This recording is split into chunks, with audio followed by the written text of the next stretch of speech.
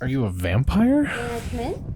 Well, shit. Sorry, All right. can I come in? Yeah. Excuse me, pardon me. Yeah, you're the first person who's ever asked if they can come in. I can come in? Yeah, absolutely. Well, Usually good. people just come in anyways. I would never do that to you. Thank you. I will only consensually enter. We are consent kings and queens here on You Gotta See This. Aftercare.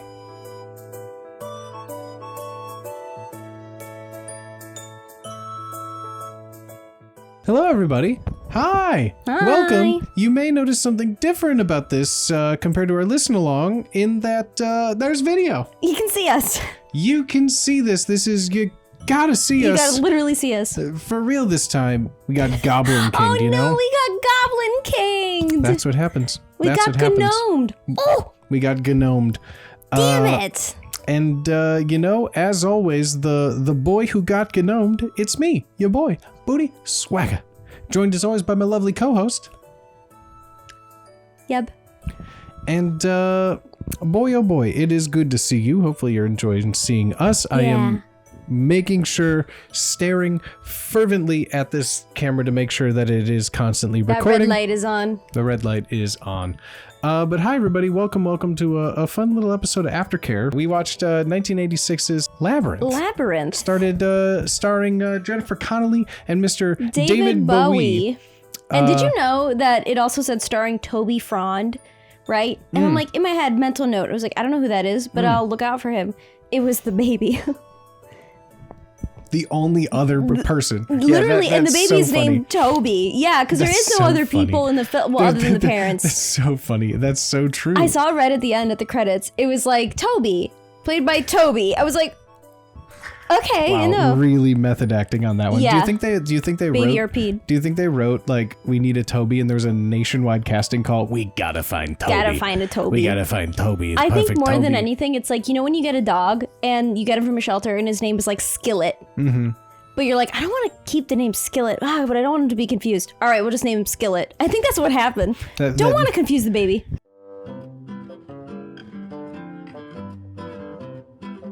If you had to pick some good things out of this amazing movie, what are some things that stand out to you here? Okay, so I don't have to pick only one.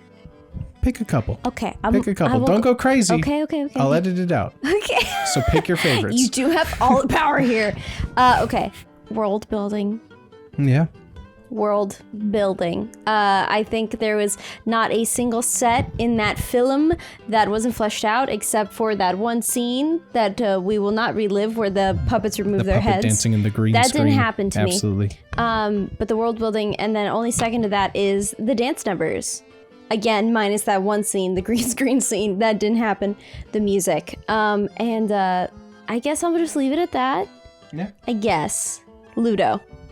Yeah. Next question. Well, okay, what are your favorite parts? I think honestly, it just is the magic of Jim Henson, the expressions and the characters that he's just able to make and create through the Jim Henson Puppet Company. I just believe that the world is inhabited by these puppet creatures. My mind does have a disconnect of like, oh, well, they're not puppets. They're just these fantastical creatures and talking hats. And it's just so fun and surreal. Even the things down to like the door knockers having like such expressions and the hand well having like all these faces and characters. Like it just, I really, every scene you could find something where it's everything just is a life breathed into it, and it's just a refreshing movie to watch. I would like to interject and simply say I love how much the talking hat has stuck with you.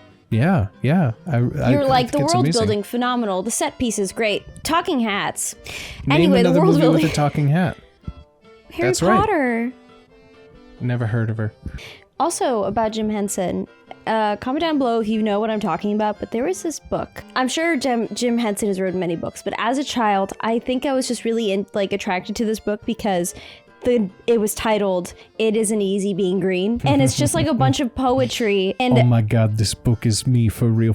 I was like, I love green, and I was a kid, and I remember picking this book up, and it's just like, it's poetry by Jim Henson, and I loved it so much, and I brought it with me everywhere. I took it to church, I took it to school. I loved this book. Ask me what was in it. Poetry. I don't remember. Thanks, Jim. Yeah, Yeah, same. Thanks, Jim. Thanks, Jim.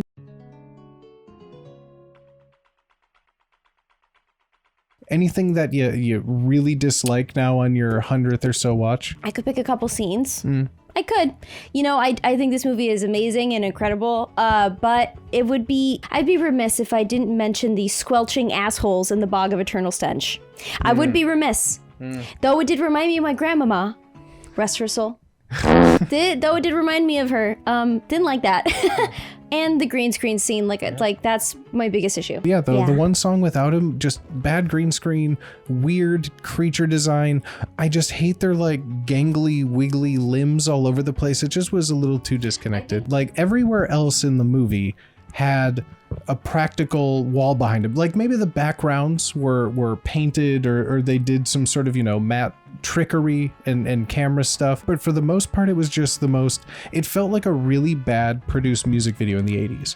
The rest of the movie has a nice sheen and luster, and that just felt very like the B director with the B cinematographer, it was like the B squad rolling up to that day. It just didn't feel real.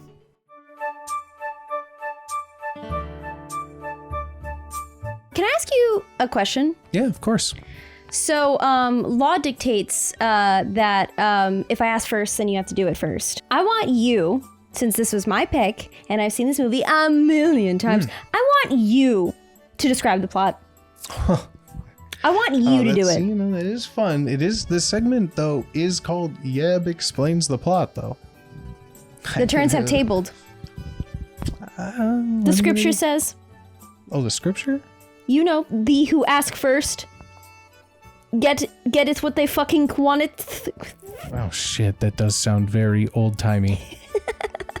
Ye old scripture. All right, so this is Labyrinth. We open on, I don't know how it's never really established how old this Jennifer Connelly is supposed to be, but we open on a girl named Sarah who's, let's be honest, a real bee, and she thinks the world is all about her.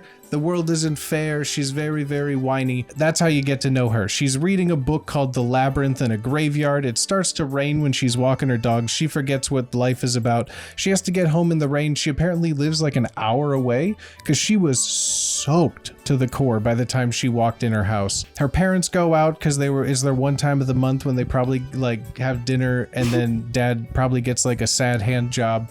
And so they leave the babysitting duties of Toby to Jennifer Connelly, who hates babies. Mad respect to that. Leave a comment if you do too. And in the heat of passion of her wanting the baby to shut up, instead of shaking it like a normal person would, she wishes upon the unworldly powers of the Goblin King to just take the baby away. She turns her back, wouldn't you know? The Goblin King shows up and steals the baby. Oh no! And if she wants to get her baby back, then she has to do it in 12 hours, and she has to get to the castle, and then there's a big labyrinth, the eponymous labyrinth. And then she's lost in a world she doesn't know. And all of a sudden, puppets start appearing everywhere. And one of them's name is like Mr. Boggle. Or Mr. Hoggle. And he's a real grumpus, if you know what I mean.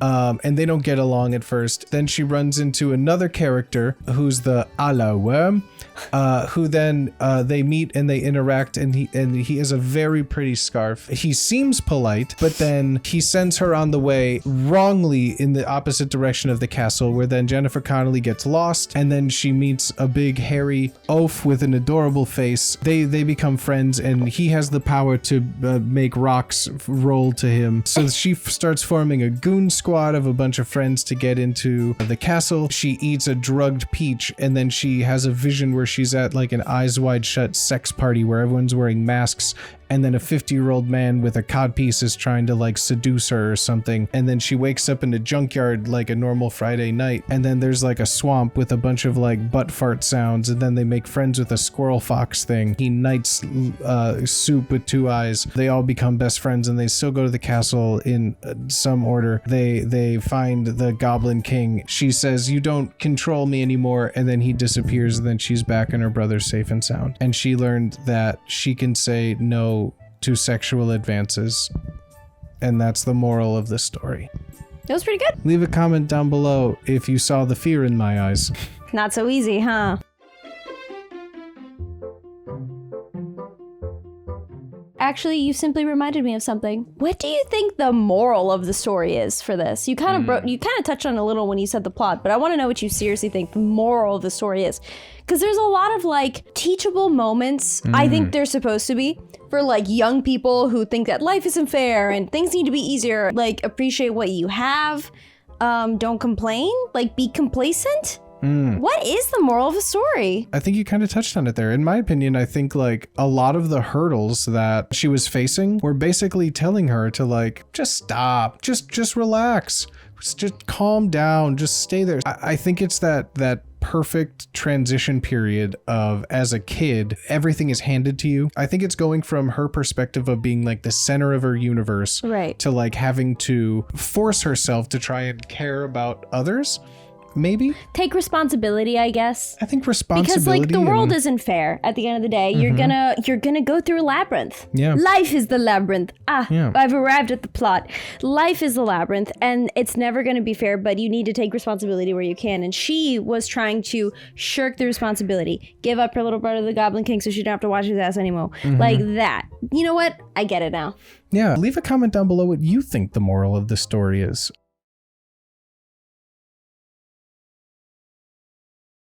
Here's a fun one. What's up?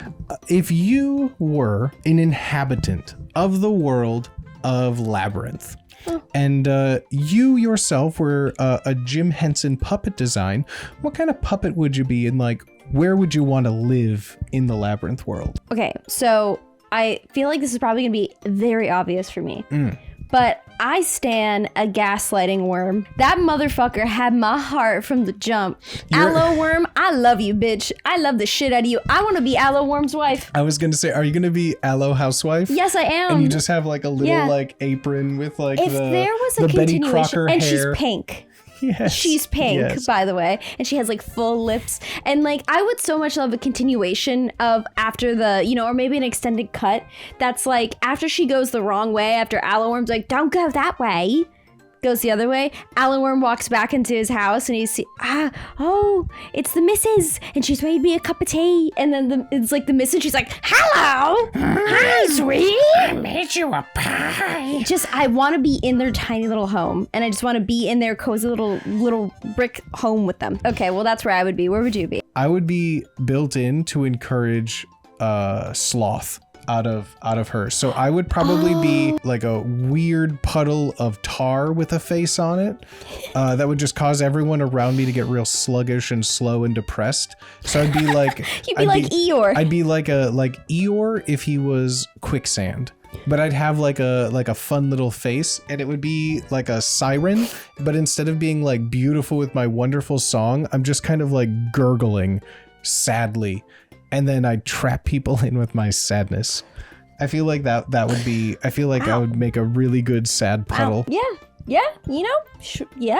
Do you have a fun little dance number, sad puddle? It'd go, oh, kill me. That came from a deep place. A 1, 2. And then like just a like a bubble. Yeah. So no David Bowie? Oh no, David Bowie would be he would be there as like a mud bath. He'd have like cucumber slices on his eyes. He'd be like kicking up like his feet up, like tapping to the rhythm, you Wow. know. Of just kill me. God, every day is a lifetime of pain. I don't want to be here anymore. I can't even blink. I don't have eyelids of sludge. Everybody's like, man, this guy, he's a real downer, man. Leave a comment down below if you think we nailed our Jim Henson characters. And while we're at it, what kind of Muppet would you be? What kind of creature would you be? And where would you be living? Would you be helpful? Would you want to help Jennifer Connelly, or would you? Ain't nobody want to help Jennifer Connelly. Or would you try and be a sad puddle like me? Or a gaslighting worm like me? Yeah, let us know in the comments. How would you rate this movie? What do you give it? This movie will always be near and dear to my heart. I will say it is not easy to be real about things that I definitely have a bias towards. But I will be real with you, and I will say I'm giving this movie... Can you give it an 8.9? You can make up anything that you want. 8.9. It's iconic, timeless, and just a movie that I would legitimately, if I have children, force them to watch. There are characters in this movie who have shaped my day-to-day life. I will just simply say that there are still some parts that I don't enjoy. I'm probably in the similar boat. I'm not going to get as crazy as you with your decimal place Do nines. love me some decimals. No, but I think I would give this movie like a nice 8. I love this movie, and I don't think an 8 is bad. I think it's fair to say this movie has some really, really high peaks, but it does have some pretty low valleys, in my opinion. It does. It evens out in the end. But is it a must watch? Absolutely. I think it's a multi-generational movie that's just fun. I think it's fun for kids. I think it's fun for adults. Yeah. And yeah, I just can rave about Jim Henson all day long. Yeah, I appreciate anything that is unique and it's never been done quite like this. Yeah. So for that matter, you gotta see this. You gotta see this. Hey, you know what? What? I think it's time we bring back a fun little segment. Why don't you hit us with a qua? A qua? Yeah, why don't you hit us with a little qua? And if you want to leave us a qua, leave a comment down below in our videos. We read all of our comments. We love hearing all the things that you say to us about us. Especially when you timestamp it. Especially when you leave us a nice little timestamp as well. That gives us a lot of context. Absolutely. But the question is as such from Dan. Dan Euros. Dan Euros would like to know, what is our go-to movie theater snack? Ooh, wait. That's a good question, Dan. That is a great question. I like it. Not too deep. That is a great question. I don't like to think too hard. Absolutely. My favorite movie theater snack, it's a multifaceted question. My favorite... Okay, sorry. I was just saying how it's not too deep. It's very multifaceted. Go ahead. Rude. I like to have the savory and the sweet. The savory side, I go for Milk Duds or Reese's Pieces. As far as sweet, I love me some Sour Patch Watermelon. I love them to death. Cannot get enough. I think those three are kind of like my big ones. Good question. How about you? I feel I am the antithesis of you. I do not like Milk Dud. I do not like Watermelon Sour Patch. That is not to say that, it's a bad choice. Not my choice. Because I want to call them like classic flavors. So just like things like peanut butter, chocolate, peanut M&Ms, delicious. Awesome. Love those. Also, recently, I got these fucking almond lemon drop things covered in like white chocolate and with like a little bit of lemon on it. But that's not a very good answer, is it? Bunch of Crunch. Oh, fuck yeah, dude. I fucking love Bunch of Crunch. Absolutely. Honestly, if I could only choose one theater snack, it's Bunch of Crunch. Leave us a comment down below what your ideal movie theater snack is. Yeah. We'll pick our favorite, maybe one or two, and we'll talk about it on the next time. Any final thoughts? Any final thoughts on this movie you want to impart on everyone? Puppets are fucking dope. That's it. Yeah, I agree. If you've never seen it, do yourself a favor. Whether you're a fan of Jim Henson, David Bowie, 80s movies, or cocaine, you're probably going to love this movie. I've neglected to mention my favorite scene in the entire movie. The dog. When he falls over because he's a horse. Nay! And he like bucks the fox thing off. That's my favorite part. I love it. I'm sticking to it. Let us know what your favorite scene was down in the comments below as well. We'd love to hear it. And if you like what we're doing here, don't forget to like and subscribe. It really means a lot. But thank you all for being here. That was a really fun movie. Thanks for picking that. Hey, you're welcome. And as always, it's me, your boy, Booty Swagga. Joined as always by my lovely co-host. Yep. With the hair flip. God damn. What can I say? And you know what to do. Hang up. Gotta hang up. This is you gotta hang up. This. Oh. You gotta hang up. Aftercare. Aftercare. You should probably go though. I'm about to start. I'm gonna go to the store and get some Crunch a Bunch. I'm about to go to the store with your mom's waiting outside. She's gonna take me to the movies, get some Crunch a Bunch. Your mom's outside with your mom. Bye.